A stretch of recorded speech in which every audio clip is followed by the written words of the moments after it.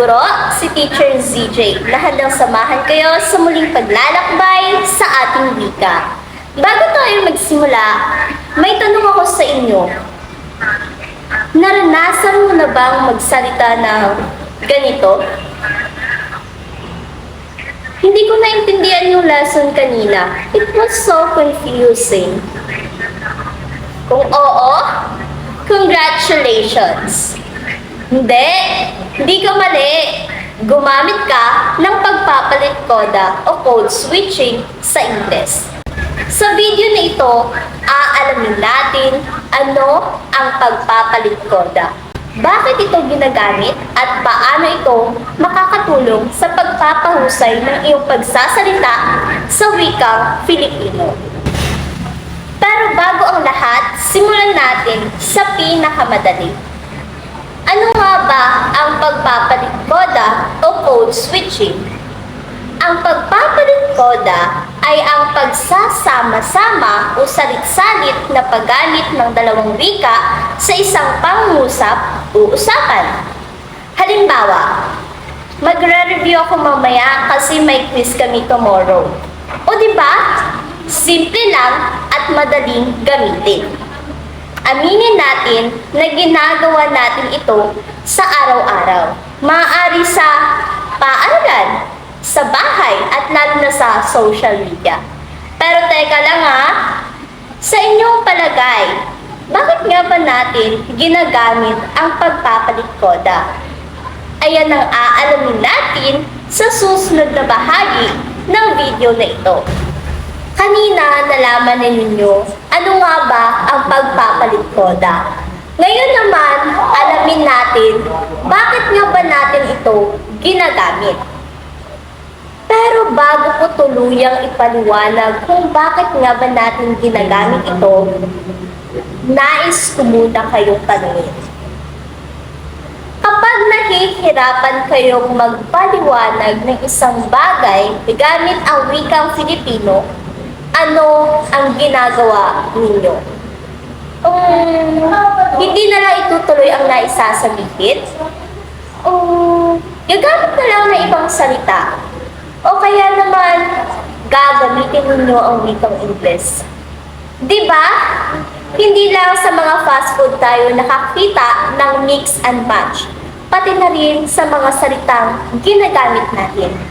Aminin man natin o hindi, madalas tayong mag-mix ng wika.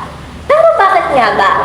Narito ang ilan sa mga dahilan. Una, may salitang hindi agad maisip sa Filipino o tinatawag din nating mental block. Minsan alam natin kung anong konsepto ang nais sabihin. Pero yung pakiramdam na hindi nyo alam o maisip ang tamang Filipino. Kaya imbes na basta, bigla ninyong sasabihin ang Ingles na kahulugan nito para tuloy-tuloy ang dadoy. Halimbawa, una, grabe yung character development ng bida doon, mula simula hanggang dulo. Diba?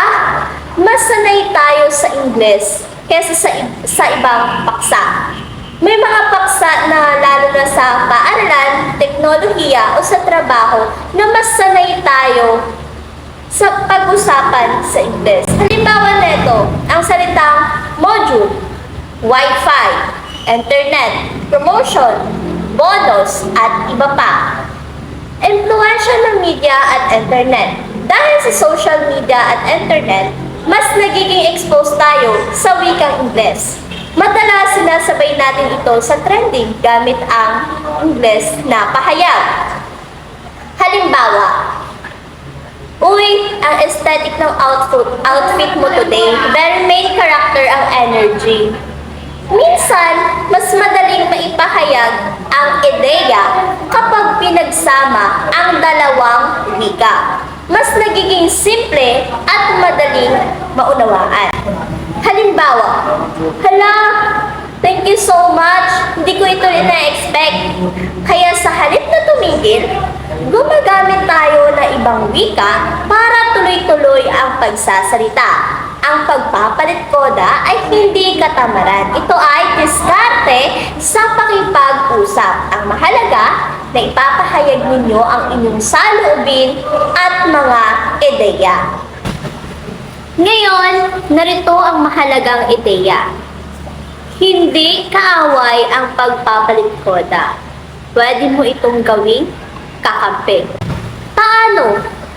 Una, ginagamit ito bilang tulay para mas maintindihan ang aralin.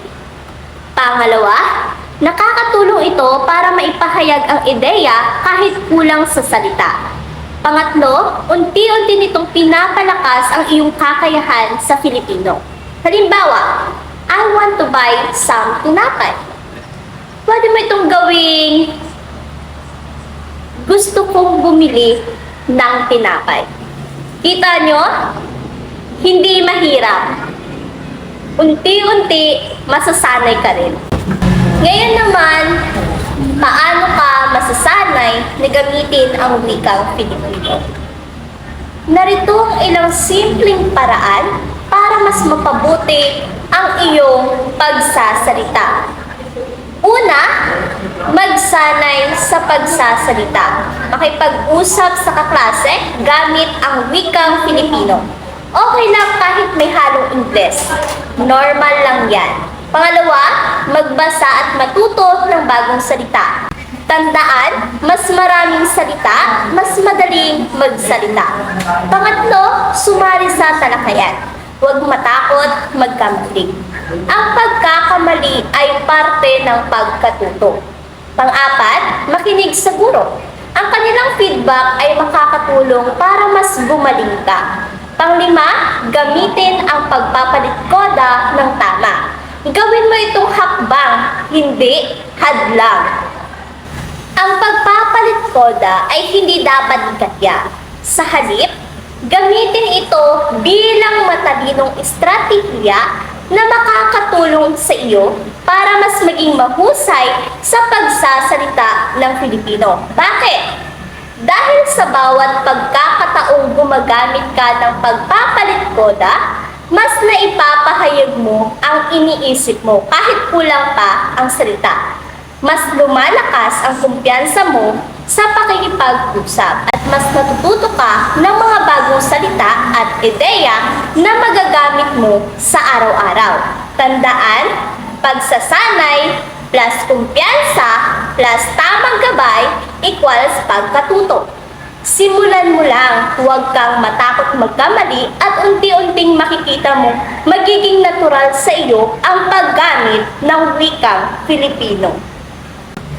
Sana ay may natutuhan kayo sa ating talakayan sa araw na ito. Huwag kalimutan, subukan mong magsalita gamit ang Filipino. Okay lang kahit may halong ibang wika sa simula. Huwag ninyong kalimutang i-like, i-subscribe, at pindutin ang notification bell para maging updated kayo sa mga panibagong nating video. Huwag din kalimutang pindutin ang share button upang maibahagi ang video ng kaalaman at payo sa iba. I-comment ninyo sa ibaba ng video na ito ang paborito ninyong natutuhan. Hanggang sa susunod na mga video, sana ay naroon pa kayo. Ano? Tara? Tara! Paalam!